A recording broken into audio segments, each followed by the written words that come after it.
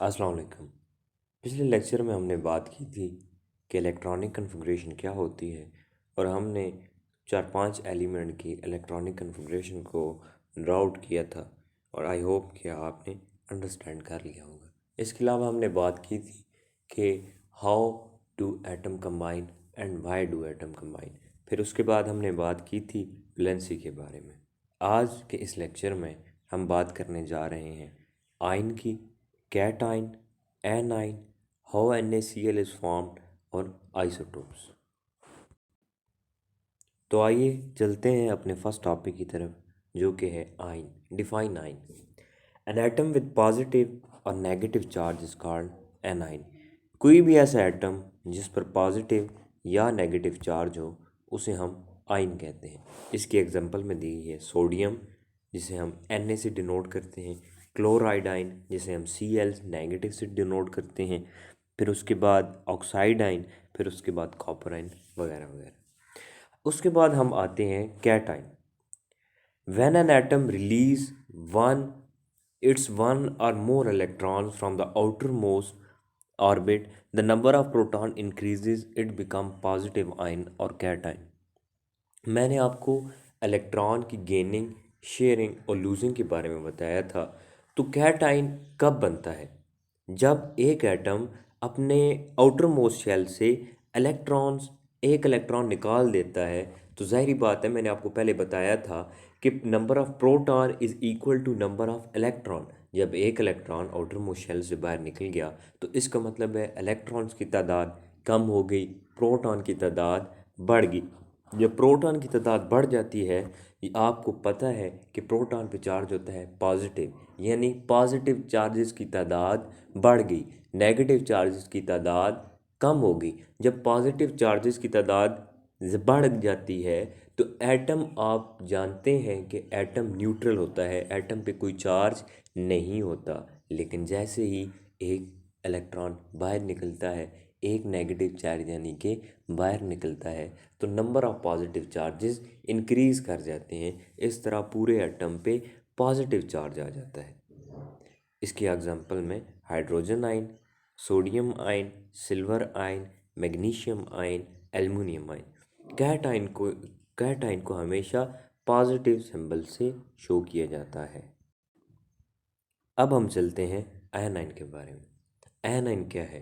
When atom absorb one और more electron in its outermost shell, the electrons increases, it become a negative ion or anion। जब एक atom अपने outer most shell में एक या एक से ज़्यादा इलेक्ट्रॉन को एब्जॉर्ब करता है, यानी जज़ब करता है, एक इलेक्ट्रॉन लेता है, तो उसमें नंबर ऑफ नेगेटिव चार्जेस, यानी कि नंबर ऑफ इलेक्ट्रॉन्स पे नेगेटिव चार्ज होता है, यानी number of negative charges increases as compare to number of positive charges. Positive charges से मुराद मेरी प्रोटॉन है। प्रोटॉन पे पॉजिटिव चार्ज, इलेक्ट्रॉन पे नेगेटिव चार्ज। इलेक्ट्रॉन की तादाद बढ़ी यानी नेगेटिव चार्जेस की तादाद बढ़ी। जब नेगेटिव चार्जेस की तादाद बढ़ी तो प्रोटॉन की तादाद कम हो गई, यानी नेगेटिव चार्जेस की तादाद कम हो गई, तो पूरे एटम पे कौन सा चार्ज आ जाता है? नेगेटिव चार्ज आ जाता है। इसकी एग्जांपल में fluoride ion, chloride ion, oxide ion, sulphide ion, phosphide ion. और हमेशा एनाइन को नेगेटिव चार्ज से शो किया जाता है। यहाँ इस स्ट्रक्चर से आपको थोड़ी और वजाहत कर देता हूँ कि देखें, ये एक येलो कलर का जो है, ये एक न्यूट्रल एटम है, आम एटम है। एटम पे कोई चार्ज नहीं होता। और एटम पे दोबारा मैं आपको बता दूँ कि एटम पे कोई चार्ज इसलिए नहीं होता क्योंकि number of proton is equal to number of electron, यानी कि number of positive charges is equal to number of negative charges. That's the reason atom has no charge on it. अच्छा, अब आप रेड की तरफ आए। रेड जो है बॉल है, उसकी तरफ आए। जब एक इलेक्ट्रॉन निकलता है, लॉस ऑफ इलेक्ट्रॉन, जब लॉस ऑफ इलेक्ट्रॉन होता है तो कैटाइन बन जाता है और उस पर चार्ज कौन सा है? पॉजिटिव चार्ज है। अब गेन ऑफ इलेक्ट्रॉन, जब एक इलेक्ट्रॉन गेन करता है तो उस पर कौन सा चार्ज आ जाता है? Negative charge. इस डायग्राम में अगर आप देखें तो एनाइन और कैटाइन, ये दो अलग अलग करके दिखाए गए हैं। सबसे पहले अगर हम कैटाइन की तरफ आएँ तो कैटाइन में आप देखेंगे कि ये हैं प्रोटॉन्स और ये बाहर क्या हैं, इलेक्ट्रॉन्स हैं। अच्छा, अगर आप देखें तो number of proton number of electron से ज़्यादा हैं। और अगर आप यहाँ पर देखें एनाइन में तो नंबर ऑफ़ प्रोटॉन क्या हैं, कम है, नंबर ऑफ़ इलेक्ट्रॉन ज़्यादा है।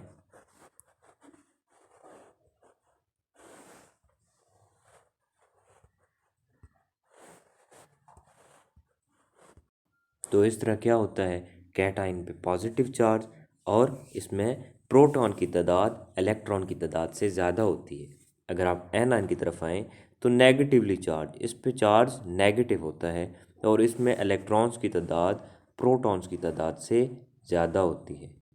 अच्छा, अब याद दहानी के लिए, याद रखने के लिए कई बार याद इंसान को नहीं रहता कि कैटाइन पे पॉजिटिव चार्ज होता है और एनाइन पे नेगेटिव चार्ज होता है।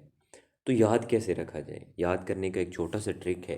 कैटाइन आवाज़ देता है कैट की और एनाइन देता है आवाज़ ओनियन की, ओनियन जिसे प्याज कहते हैं।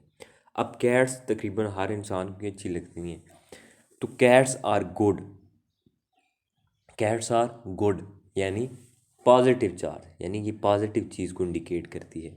ओनियंस आर बैड, ओनियन जो है वो अगर आप काट रहे हो तो आंखों में आंसू वगैरह आ जाते हैं, तो इसका मतलब है ओनियंस आर बैड। तो ये कौन सा इंडिकेट कर रहा है चार्ज, नेगेटिव चार्ज।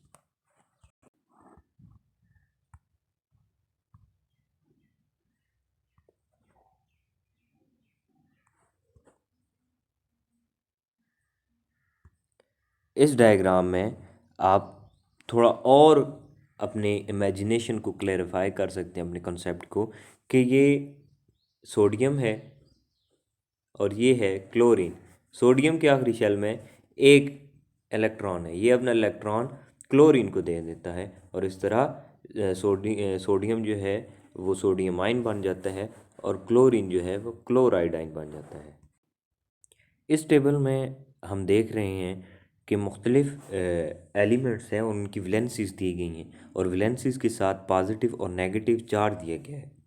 अब ये इस टेबल ये इंडिकेट कर रहा है कि अगर वैलेंसी पॉजिटिव हो तो उसका क्या मतलब है और अगर वैलेंसी नेगेटिव हो तो उसका क्या मतलब है। अब देखिए, पोटाशियम की वैलेंसी है एक, वन प्लस है, प्लस वन है, तो इसका मतलब है वो एक इलेक्ट्रॉन रिलीज करना चाहता है यानी लूज करना चाहता है। जब भी किसी एलिमेंट के वैलेंसी प्लस होगी तो इसका मतलब है वो इलेक्ट्रॉन रिलीज करना चाहता है, लूज करना चाहता है, देना चाहता है। जब किसी भी एलिमेंट में वैलेंसी नेगेटिव होगी तो वो क्या करना चाहता है, इलेक्ट्रॉन गेन करना चाहता है, हासिल करना चाहता है, ऐड करना चाहता है। अब देखिए, ऑक्सीजन की वैलेंसी -2 है, तो ये नंबर ऑफ़ इलेक्ट्रॉन कोई नंबर ऑफ़ इलेक्ट्रॉन रिलीज़ नहीं करना चाहता, देखिए। और वो कितने लूज गेन करना चाहता है, 2 इलेक्ट्रॉन, क्योंकि उसकी वैलेंसी क्या थी, -2 थी। अब कैल्शियम, फिर उसके बाद क्लोरीन है, ये आप मज़ीद देख सकते हैं। अब आप हम नेक्स्ट टॉपिक की तरफ जाते हैं जो कि है आइसोटोप्स। आइसोटोप्स क्या होते हैं, the atoms of the same element having same atomic number but different mass number are called isotope.